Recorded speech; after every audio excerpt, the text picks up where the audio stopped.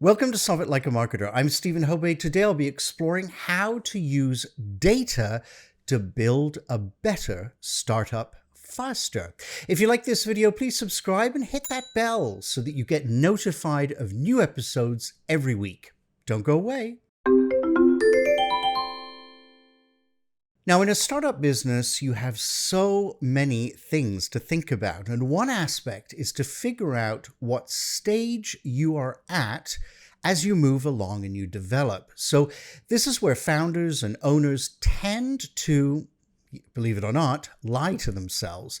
They believe they're further along in that process than they actually are. The reality is that every startup goes through stages, beginning with problem discovery, then building something, then finding out if what is built is good enough, then spreading the word, and of course, collecting money.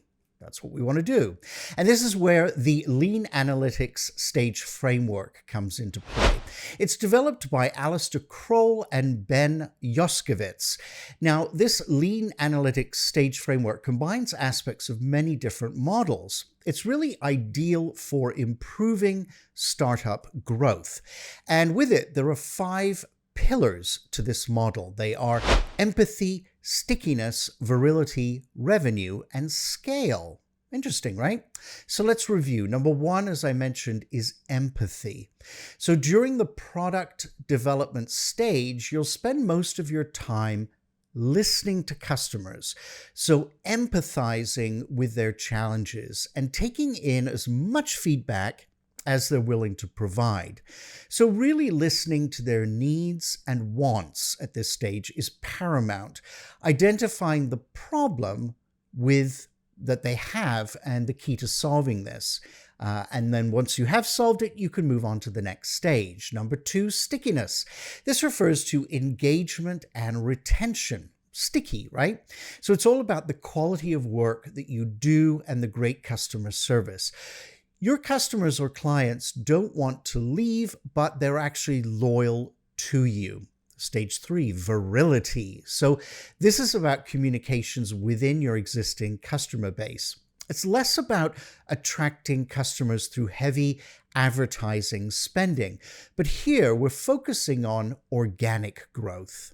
Number 4, as I mentioned, is revenue. Let's face it, money makes the world go round. So in essence, you want to get to the point where your customers spend more money than they cost to acquire, right? So once you've reached your revenue goals, you can move on to the final stage, and this is scale. So here it's up and away, as they say. Now it's time to increase revenue from your current market and potentially enter into new markets. So scaling up is your final stage, and all that hard work has paid off. Now, one of the great aspects to this model is that it applies to both small and large companies. It really doesn't matter what sector you're in. You could be, on the one hand, in tech, or you could own a restaurant. Generally, lean analytics is about measuring progress through what we call the build, measure, learn feedback loop. And this is a great way to analyze your business. Before you take the next step, take time to measure current results and make what we call course corrections where appropriate. Now, initially, I would even suggest you ask yourself the following questions before you do this. So here you could ask yourself, what should you measure? How should you measure it? And more importantly, why does it matter? Now, as I mentioned off the top, when you are running a startup, there are so many variables to keep track of. And for this reason, it's actually quite difficult to monitor progress. In the flurry of details such as setting up your website, your social media, networking your business, pulling together your portfolio, setting up bank accounts, registering your business name, etc., etc., etc., the list goes on.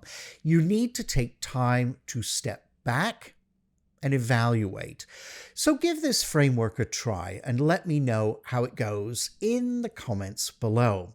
Or maybe you're studying, say, startups in your program. So utilize this framework and give me a shout to see if it works, or if it didn't. If you'd like to see more videos like this, hit that subscribe button and please share so that others can also enjoy my videos. You can also buy me a coffee, oh please, for those long nights researching and writing these episodes. You can catch me on Instagram and Facebook for extra content and, well, you never miss an episode, or connect with me on LinkedIn. Those links are below. I will see you weekly with a new video, so please stay tuned. And together, let's solve it like a marketer.